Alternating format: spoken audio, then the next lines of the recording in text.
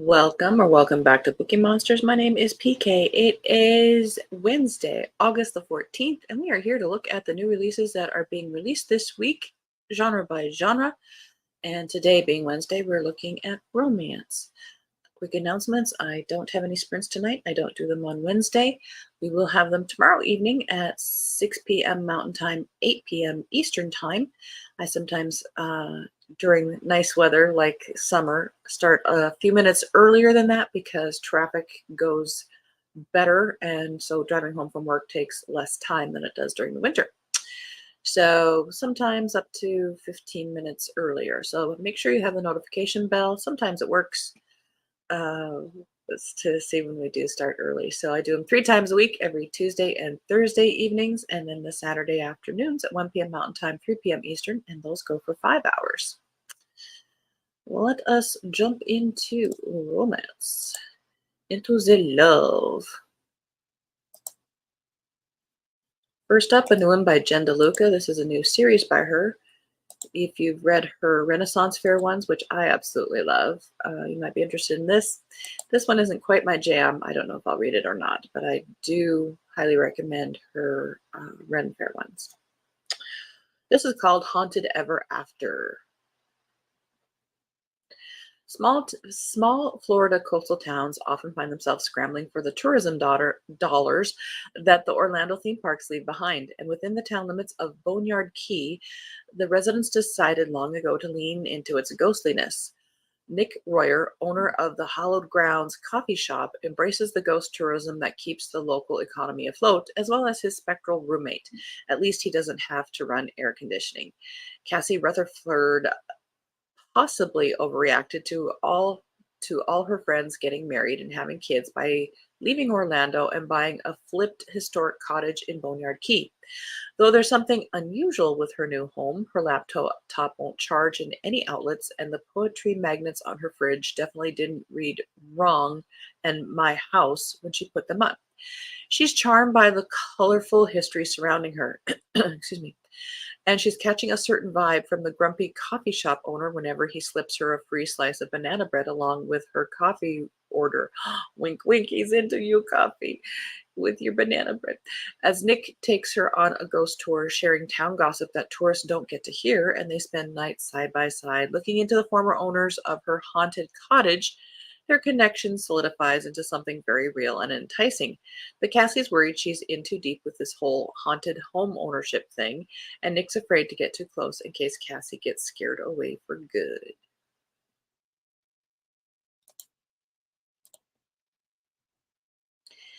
I don't know. I don't know about that one. The Ren Fair one, that's in one of my top maybe 5 romance series, maybe even top 3. Next up, The Breakup Pact. Good morning, Anita. How are you doing? Thank you for popping in. The Breakup Pact by Emma Lord. June and Levi were best friends as teenagers until the day they weren't. Now June is struggling to make rent on her beachside tea shop. Levi is living a New York cliche as a disillusioned hedge fund manager and failed novelist, and they've barely spoken in years. But after they both experience public, humiliating breakups with their exes that spread like wildfire across rabbit rabbit holes and daytime talk shows alike, they accidentally make some juicy gossip of their own. A photo of them together has the internet convinced they're a couple. With so many people rooting for them, they decide to put aside their rocky past and make a pact to fuel the fire. Pretending to date will help June's shop get back on its feet and make Levi's ex realize she made a mistake. All they have to do is convince the world they're in love, one swoon-worthy photo op at a time. 2 viral breakups, 1 fake relationship, 5 sparkling, heart-pounding dates. June and Levi can definitely pull this off without their hearts getting involved, because everyone knows fake dating doesn't come up with real feelings, right? Everybody knows fake dating doesn't work in romance novels. Do you not read them? You know, people in books never read, unless they're specifically like librarians, but even then they're not reading. Good things, and I'm okay. Okay for Wednesday. Thank you. Worst in Show by Anna E. Collins. Aspiring fashion designer Cora Lewis should have known better, entering her grandpa's extremely adorable and truly unruly pups in a dog show. What was she thinking? Oh, right, her grandpa is injured, his beloved pet shop is losing the fight against the upscale dog boutique across the street, and his business and home are on the line. She needs that prize money to save the day, and if the only way to win is to train with her strongest adversary, then she'll suck it up and ask for help.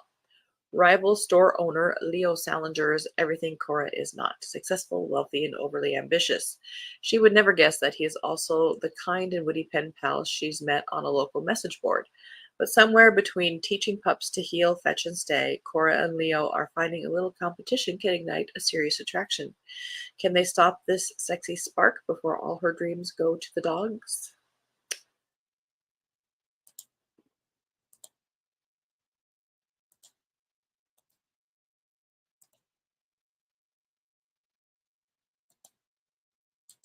Wicked Serve, a brothers' rival hockey romance, Beyond the Play, number 4, by Grace Riley.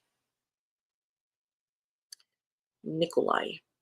Hockey is my life, and I need to make this last season count. But when I'm forced to transfer to rival school McKee University for my senior year, I risk pissing off the captain, who happens to be the older brother of Isabel Callahan, the gorgeous beam of sunshine I messed around with in secret this summer. Rekindling our fling could risk her brother icing me off the team, not to mention the fact that my scarred past makes having a real relationship impossible. And yet, the moment I see Isabel again, all my wild, burning feelings come rushing back. Izzy. I have two goals for sophomore year: win back my old volleyball position and forget I ever knew devilishly handsome hockey defenseman Nikolai Abny Volkov. As the youngest and only daughter in a family full of athletes, failure isn't an option. But when Nick crashes it back into my life, I can't stay away from his broody charm. I'm determined to guard my heart this time, but between the furtive hookups and the heartfelt conversations, the lines between friends with benefits and more begins to blur. As we fall deeper into a place we can't come back from unscathed, we'll have to make a choice: fight for a future together or watch it go up in flames. That's wicked.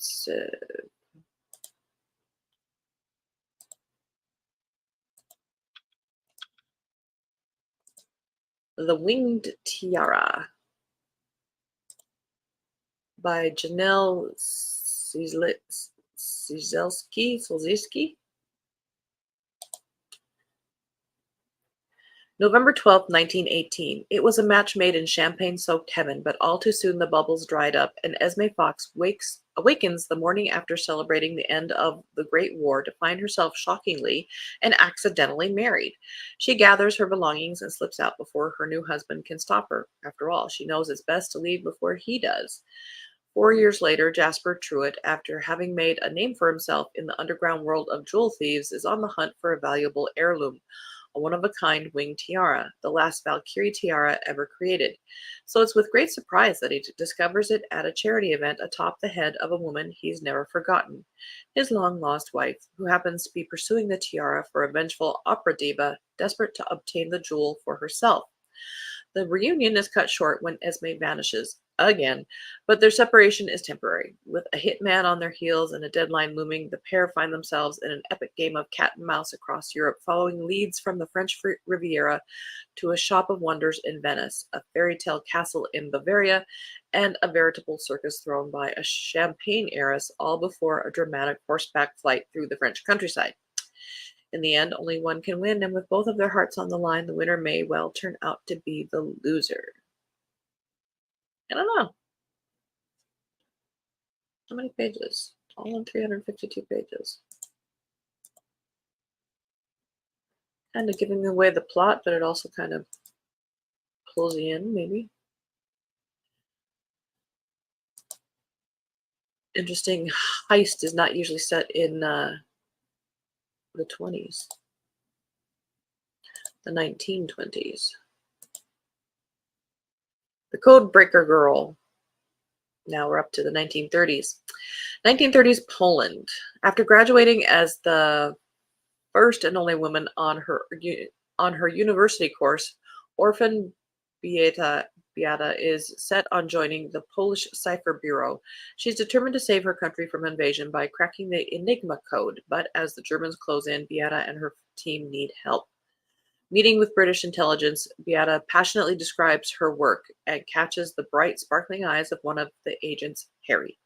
His excitement about her efforts with Enigma and how vital it is for all their futures make her more determined than ever to do what's right. But these stolen moments might be their last. Any hope of preventing war is dashed as gunfire rings across the rooftops and boots sound on the cobblestones. The Nazis have made it to the city. Beata and Perry must flee. With their duties tearing them in different directions, their only hope is to reunite at the home of British codebreakers Bletchley Park. But carrying the final key to the Enigma code with the Nazis close on her tail, can Beata keep the secret she holds safe and turn the tide of war? And will she ever see Harry again? Inspired by the true story of the brave Polish mathematicians who worked on the Enigma code. Very cool. Going even way back, Tempting the Saxon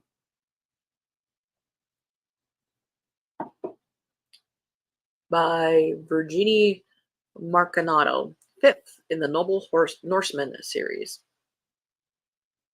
10 years ago, how about if I share the tab? There we go. 10 years ago, Cadman left his hometown to forget the woman he's loved all his life and who married another. Now he's back with no real plan or hope for the future. The only certainty is that he will never trust another woman again. After a traumatic experience with a man from her village, Ingrid is determined to live her life on her own terms. She is struck as soon as she meets the Saxon, however, but nothing is what it seems with the intriguing man, and when she finds herself leaping to his aid, she is mistaken for his lover. After days pretending to be a couple, can they become one in truth? Could he be the one to make her rethink her decision? Did that stuff really happen with the Saxons?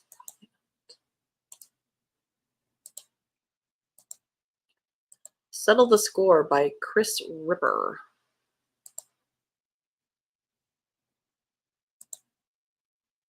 Aspiring investigative reporter Des Cleary has dreams of a better world, one more accepting of people like him, when he broke the story of Orion Broderick's relationship, a story that kicked Orion out of the soccer halls of fame and sent him careening into obscurity.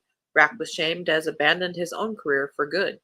Now working at an LA marketing firm, Des takes a daunting assignment: recruit Orion for a pride campaign aimed to get LGBTQ kids into sports, but this is no shot at redemption. How could Des ever make up for what he's done? Des finds Orion's cabin in the snow-capped mountains. His strategy: keep it professional and get out quick. Nature has other plans. Snowed in together, of course. Des and Orion have a chance to address past wrongs and lost goals. Time and shame have changed them both, but winter has a way of clearing the way for fresh beginnings. Love in Every Bite. Fourth in the Lost Creek, Texas Hill Country series by Alexa Aston. An Army veteran returning to his hometown, a teacher embarking on a new venture, a pitmaster and a baker who form a creative partnership and fall in love. Rye Blackwood left Lost Creek after high school graduation, enlisting in the Army with his best friend. After being stationed on foreign soil for a dozen years, he's ready to return home and begin life as a civilian. Embracing the solace and sense of belonging in Lost Creek, Rye throws himself into his family's barbecue business, a familiar world packed with intoxicating aroma of slow smoked meats and the bustling energy of his loved ones. Little does he know, fate has a sweet surprise waiting for him in the form of a pretty baker. Sorry, itch. Emerson Frost grew up in foster care, winning a full ride to the University of Texas. Now a third grade teacher, she has a side business baking cakes for weddings with heart. Her life turns upside down, however, when the owner of the bakehouse dies, bequeathing the town's beloved bakery to Emerson. Leaving teaching to devote herself to baking full-time, she's finding her feet as a business owner. Emerson is taken with Rye, a charming ladies' man whom she determined to stay away from. Yet Rye is wildly creative, intriguing Emerson with his ideas of fusing Asian cuisine with traditional Texas barbecue, and then inviting her to collaborate with him, merging her baking techniques with his innovative concepts. As they experiment, their creations become popular with the events they cater at Lost Creek Winery.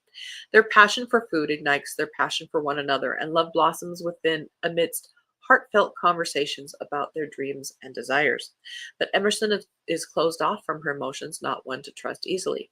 Can Rye win Emerson's heart and teach her to open hers to love? I do like that cover for some reason.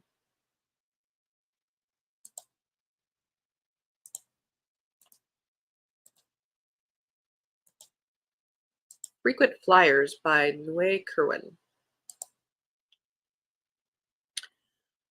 Lainey Turner has some loose ends, a nearly complete PhD, a job she basically enjoys, and a lifelong crush that she's almost gotten over.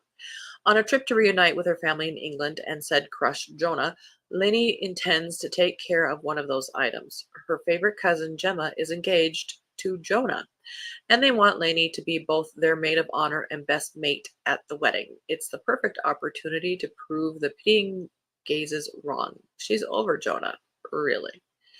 As Lainey travels between New York City and London to help with wedding prep, she befriends her handsome seatmate, Dr. Ridley Aronson, a widower and single father who is prickly at first, but feisty Lainey reminds him of a more carefree time in his life. And after a steamy layover in Iceland, the pair take a direct flight from seatmates to lovers. Mile High Club, anybody. Ridley even agrees to be her plus one for the wedding. For once, everything seems to be falling into place. But Lainey is used to getting hurt, and Ridley finds opening up difficult. How will a long distance relationship even work once Lainey's back in New York City permanently? It's easy enough to let one more loose thread unravel. After all, life's problems seem tiny from 35,000 feet in the air.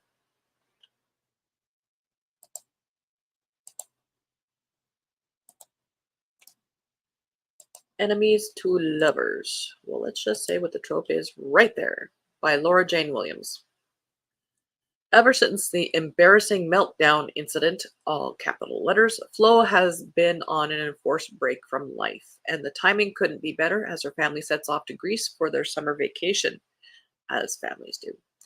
Enter Jamie Kramer, literally, broad, sun-kissed, and fitter than ever. Jamie is Flo's brother's best friend and the person she wants to see least in the world.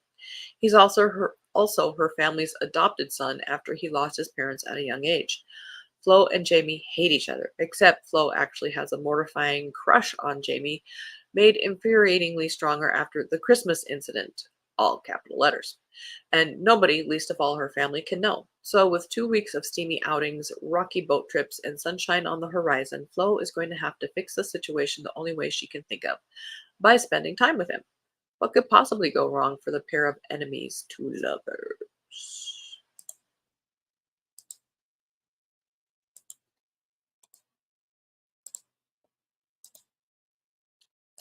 Beyond Ivy Walls by Rachel Fordham. I like that cover.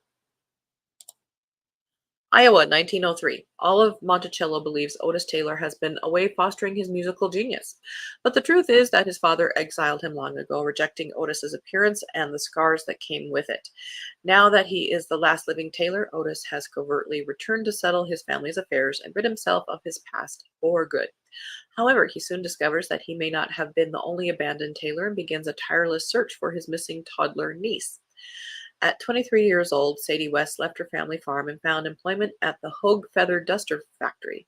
It isn't a romantic job, but she's hardly had a glimmer of romance since her beau went off to college, leaving her with no promise of a future together. Desperate to save money and help her family make ends meet, she trespasses and finds shelter in an abandoned building and is thrown into the path of the town's mysterious bachelor. Otis's wounds are deep, but as Sadie's friendship with him grows, she begins to fall for the man beneath the mask. Locating his long-lost niece, however, is more difficult than either could have imagined, and Sadie West may be the key to Otis Taylor finally finding his way home.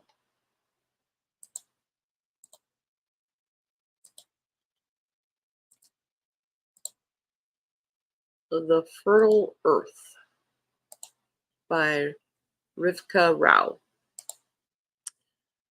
Vijaya and Shri are the daughters of the Deshmukhs of Urumi. Hailing from a lineage of ancestral aristocrats, their family's social status and power over villagers on their land is absolute.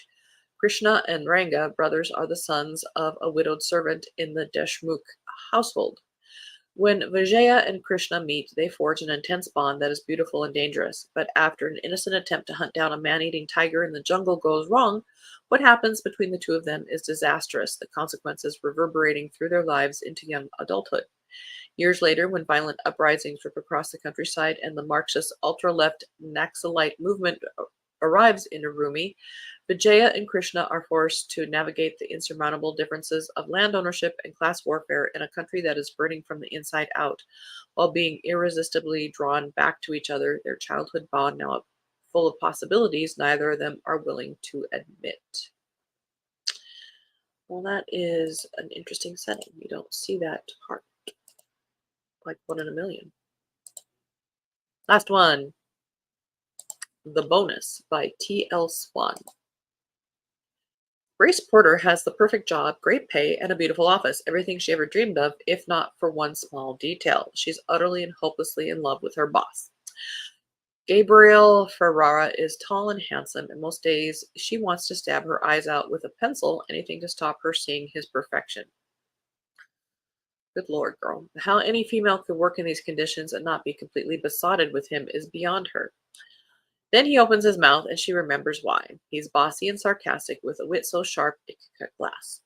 Every weekend is the same. While he's off living his dream life, she's counting down the days until Monday when she sees him again. Oh my God, girl. But enough is enough. Grace is tired of organizing his glamorous and exciting life instead of living her own. Determined to find true happiness, she hands in her resignation. Furious, he won't accept it and rages like never before. Desperate to keep her, he offers her a bonus with a capital B, one she never saw coming. Finally, it's Grace's turn to be the boss. Oh, ew, what a naked one to end on. Sorry.